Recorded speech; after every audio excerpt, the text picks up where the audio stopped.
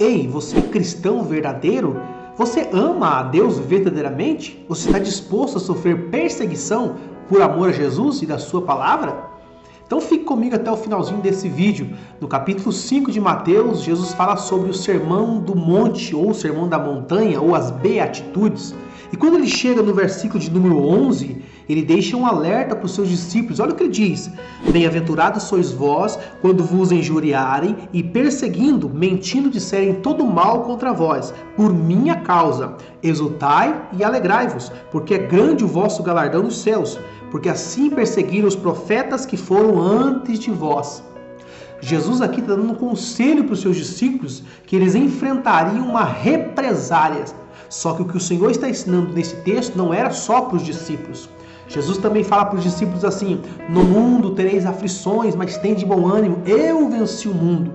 Como que um sinal que o mundo nos perseguiria. E o pior que hoje não é só o ímpio, não é só aquele que não teme a Deus, que não conhece Deus, porque hoje tem um falso amor, um falso evangelho que se chama o evangelho do amor. É um evangelho besta e mentiroso. Por quê? Porque esse evangelho aceita todos de todas as formas, e esse evangelho chamado evangelho do amor não repreende, não diz que as pessoas têm que mudar de vida, não diz que a pessoa tem que deixar de trair o seu cônjuge, não diz que a pessoa tem que parar de se embebedar, não diz que as pessoas têm que parar com a vida de fornicação.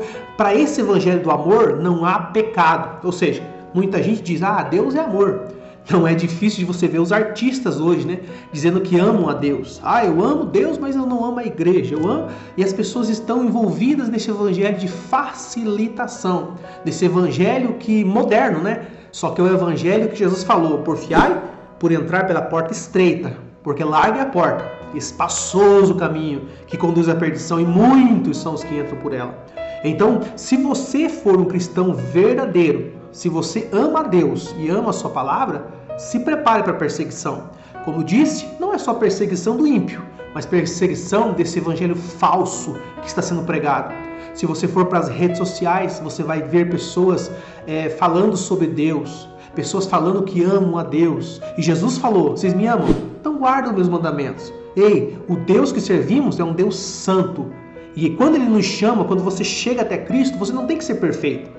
Jesus nos aceita do jeito que nós somos. Jesus nos aceita como nós chegamos diante dele. Porém, a partir do momento, ou para chegar diante de Jesus, tem que ter o arrependimento. Se você olhar para a pregação de João Batista, ele diz, a pregação dele é essa só: arrependei-vos, porque é chegado o reino dos céus. O machado está posto à raiz da árvore. Toda árvore que não produz fruto é cortada e lançada no fogo.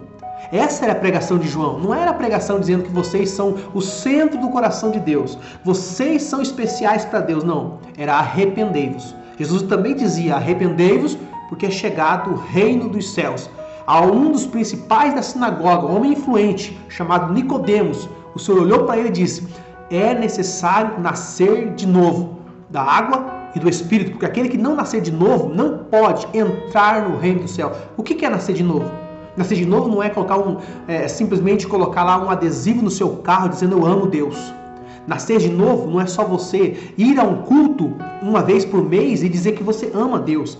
Nascer de novo não é você postar uma mensagem sobre Deus no Facebook, no Instagram ou qualquer outro lugar. Nascer de novo quer dizer deixar as práticas pecaminosas. Deus não terá misericórdia desse evangelho chamado amor, porque esse amor que estão apresentando para as pessoas vão levar elas para o precipício, para o inferno. O amor de Cristo é perdoador, mas o amor de Cristo também regenera nossas vidas, transforma nossas vidas. Todos que chegaram até Jesus, mesmo com a sua vida bagunçada, mesmo sendo pessoas que ao olhar humano, ao olhar do mundo, eram pessoas desprezíveis, por exemplo, como Mateus, o publicano, que Jesus o chamou, ele estava na alfândega, Jesus jantou na casa dele.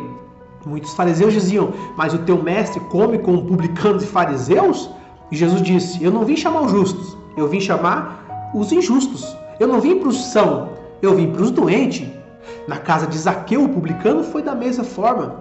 Mas essas duas referências mostraram uma transformação, tanto na vida de Mateus como na vida de Zaqueu. Zaqueu disse: Senhor, se eu tenho roubado alguém, darei a essa pessoa 4 vezes mais. Se eu tenho defraudado alguém, darei a esta pessoa 2 vezes mais. E Jesus diz, hoje chegou salvação para esta casa, porque este também é filho de Abraão.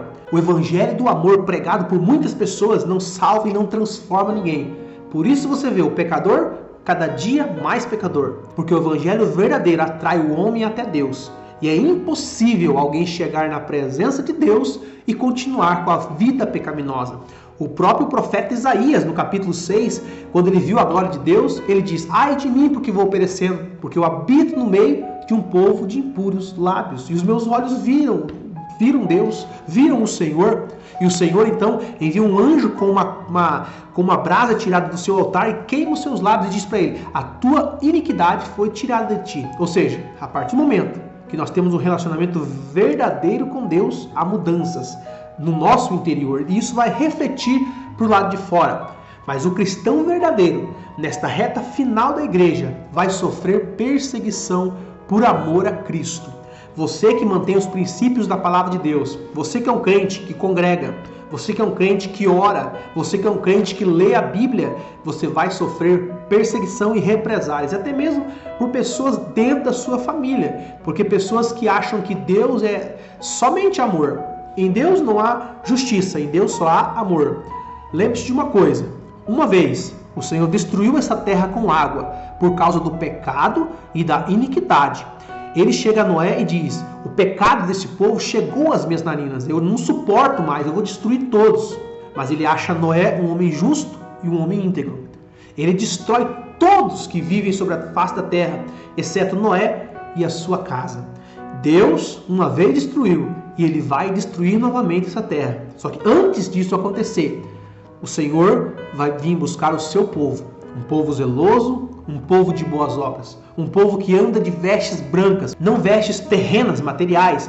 Vestes brancas aqui simboliza santidade, um povo que não é perfeito, um povo que tem seus erros, tem suas imperfeições, mas procuram andar na vontade de Deus. É todos os dias melhorando para agradar a Deus. Então, se você é um cristão verdadeiro, busque a Deus, ore, vigie, porque o diabo está bramando como leão procurando a quem possa tragar. Mesmo nas redes sociais, existem muitas pessoas doentes, essas pessoas que acham que conhecem Deus, nunca leram a Bíblia, nunca fizeram um discipulado na igreja e muitas vezes vão se levantar contra você. Se você postar um versículo bíblico, se você postar um vídeo concernente às coisas de Deus, vão se levantar contra a sua vida. Mas a Bíblia diz, maior é o que está conosco do que quem está com eles. Ser fiel até o fim e o Senhor nos dará a coroa da vida eterna. Meu irmão, não troque Deus por nada neste mundo, porque tudo que existe neste mundo é passageiro, é terrenal, mas o que o Senhor tem para nós é vida eterna, é aquela vida abundante que o Senhor ensinou para os seus discípulos. Então, fique firme e Deus siga vos abençoando. Até a próxima.